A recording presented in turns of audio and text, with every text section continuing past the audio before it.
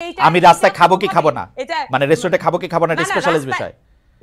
এটার সাথে এটা সম্পর্ক না। এখানে দেখবেন যে রোজা অমুক তমুক অনেক কিছু নিয়ে আসছে এখানে কনসেপ্টের সাথে। আপনি যখন প্রশ্ন করছেন এখন আপনি আরো বেশি সিম্পলিফাইড করে ফেলতেছেন। আপনার প্রশ্নটা প্রথমে এটা ছিল না, আপনি এখন মানে এটাকে কম্প্রোমাইজ করতেছেন আপনি তর্কে জিতার জন্য। আমি বলতেছি যে সামান্তা লুক, সামান্তা এই যে শুনেন সামান্তা, এই তর্কে জিতা জাতীয় কথা মানে বললেন না। আপনি তর্কে জিতছেন 100-তে 99 পাইছেন।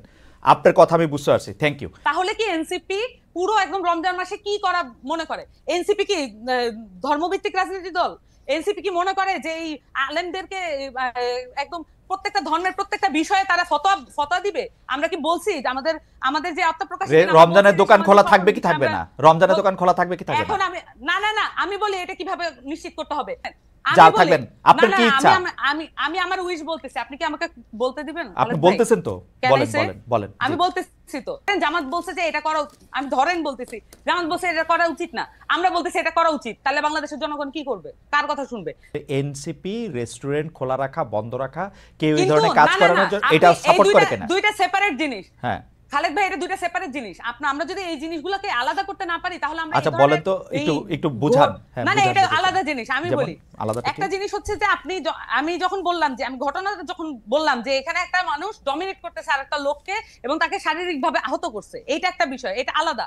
এবং সেই সাথে আপনি বলতেছেন তাহলে কি এনসিপি পুরো একদম রমজান মাসে কি করা মনে করে? এনসিপি কি ধর্মভিত্তিক রাজনীতি দল?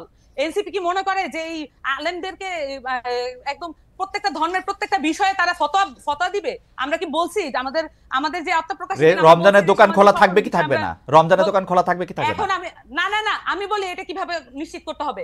আপনারা বলবেন যে এটা আপনাদের উইশ, যা থাকবেন আপনার কি ইচ্ছা।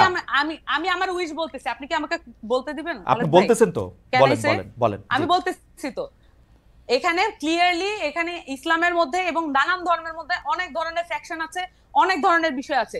প্রত্যেকের রিপ্রেজেন্টেশন নিশ্চিত হয় এমন করে বোর্ড গঠন করে দিক, এমন ভাবে বোর্ড গঠন করে দিক যেখানে এই যে তাত্ত্বিক আলাপটা হোক। সেটার জন্য তো আমরা ওয়েল ইকুইপ না। আমাদেরকে যদি ফ্যাসিলিটেট করতে বলে, আমাদেরকে যদি জনতা সেই দায়িত্ব দেয়, আমরা সেটা করব।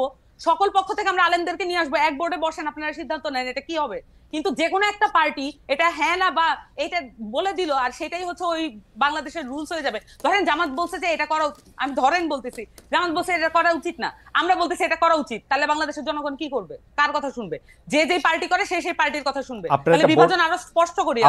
আপনারা এটা বোর্ড করে দেওয়ার পক্ষে যারাই আলোচনা করবে এবং সেটার মধ্যে আলেমরা থাকবে। আমরা মনে করি স্পেশালাইজ যে কোনো বিষয় যখন এইটার মধ্যে আপনি মনে করতেছেন যে আমি মনে করতেছি যে এটা, আমি মনে করি সেটা আপনি মনে করতেছেন এটা স্পেশালাইজড বিষয়। আমি বলতেছি ভাই এটা স্পেশালাইজড বিষয়। আমি মনে করতেছি এটা স্পেশালাইজড বিষয় এবং এইটা আমি রাস্তায় খাবো কি খাবো না, মানে রেস্টুরেন্টে খাবো কি খাবো না, এটা স্পেশালাইজড বিষয়। এটার সাথে এটা সম্পর্ক না। এখানে দেখবেন যে রোজা অমুক তমুক অনেক কিছু নিয়ে আসছে এখানে কনসেপ্টের সাথে। আপনি যখন প্রশ্ন করছেন এখন আপনি আরো বেশি সিম্পলিফাইড করে ফেলতেছেন। আপনার প্রশ্নটা প্রথমে এটা ছিল না, আপনি এখন মানে এটাকে কম্প্রোমাইজ করতেছেন আপনি তর্কে জিতার জন্য। আমি বলতেছি যে সামান্তা লুক, সামান্তা এই যে শুনেন সামান্তা, এই তর্কে জিতা জাতীয় কথা মানে বললেন না। আপনি তর্কে জিতছেন 100-তে 99 পাইছেন। আপনার কথা আমি বুঝতে পারছি, থ্যাংক ইউ।